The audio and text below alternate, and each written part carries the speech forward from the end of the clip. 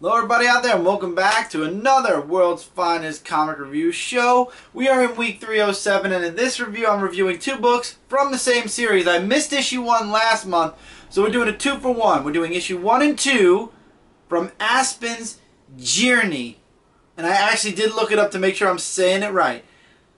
This series has some of the most gorgeous artwork I have ever seen in my life, and it's also written by J.T. Crow, who's done several books that I've read throughout Marvel and DC, or I believe DC at least. J.T. Crow, I know I read some stuff. I can't off the top of my head, and I'm sure, Nick, if you're watching, you'll be able to tell me in the comments below. But anyway, Jirni issue number 1 introduces us to the cast without giving really much of a background story, and I say that because there's a reason for issue 2.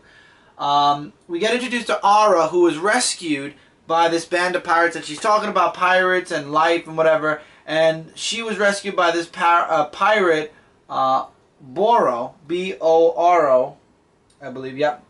And she explains that she was rescued, but at first the crew wanted to do other things with her. She slayed a couple of people, and that's when the captain just basically let her stay.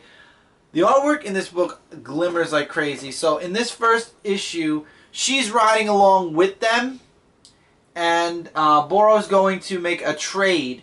And they go to this island, what's it called? I forgot. It's unpronounceable, but they just call it the Black Rock.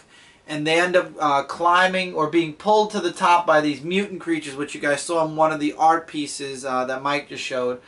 And the trade is they trade some food in trade for this metal, or this type of a jewel that can be turned into weaponry or traded for a bunch of goods.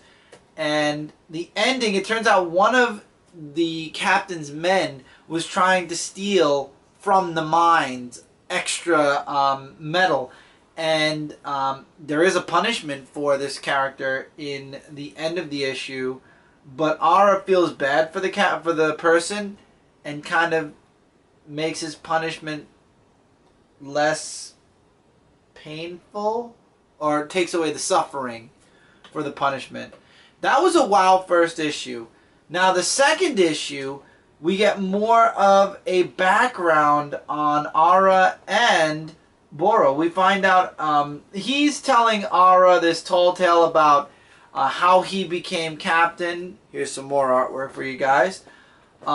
He's saying one thing, but as he's saying it, they're showing you what really happened. And the way he says it, he's like, well, my family had one path, I had another, so I struck off. I only stole when I had to. I got on my first ship. The captain loved me like a son. And then I felt the need to strike off on my own. When in fact, he's this kid who Vikings or some type of people raped and pillaged his village. And he managed to sneak away. And the captain and the ship he's talking about, he was basically a slave on a ship, and a captain loved to make fun of him. And the way he struck, or he separated paths, was he basically burned the ship down. And then he found his crew. And then Ara, we find out, is a princess. She's the daughter of a queen and a king in the kingdom of Jana. And you get a little background story on her and how her family was so loved. And then the rest of the book has lots of action in it. They get attacked by these mermaid creatures. And I love how in a lot of books, mermaids aren't these beautiful women. That's just their cover. And I believe we saw this in Witcher too. And they use it as an allure, and then they attack the, what do you call it, the ship passers-by or whatever. And lots of action towards the end of this book. Ara and Boro and the rest of the crew are fighting these creatures. And it basically ends with them winning. A little bit of a smugness. You see that there's this kind of chemistry between Boro and Ara. Really good stuff. If you like beautiful artwork and you want a story that's different, this is a really nice pirate. But Boro doesn't want to be considered a pirate, but it's a really nice pirate story. It looks like there's a lot of magic and mystery and kind of monsters and whatever mixed into this world, and it's very, very interesting. And I would definitely recommend If you see it, or Jirni, I'm sorry. If you see it in your local comic shop, give it a try. book's really nice, gorgeous artwork. Gorgeous artwork. I can't say enough about the artwork. And the story's really great too. For 2 issues, I feel like I got a lot. I got an intro to the series. I got a background on the 2 main characters. We got a really sick ending for the first issue and a really great ending for the second issue. Definitely hooked me for the next issue. And with that, that's it for this review, guys. As always, don't forget to check any of the links below connected to this channel, Frontline, Zone 4, weekly and or daily posts on every channel or site that I mentioned. Also, while you're down there checking out those links, there's a comment box below. Comment me. Let me know what you guys thought of Jirni. If you're checking it out, if you're not, I would recommend looking into it.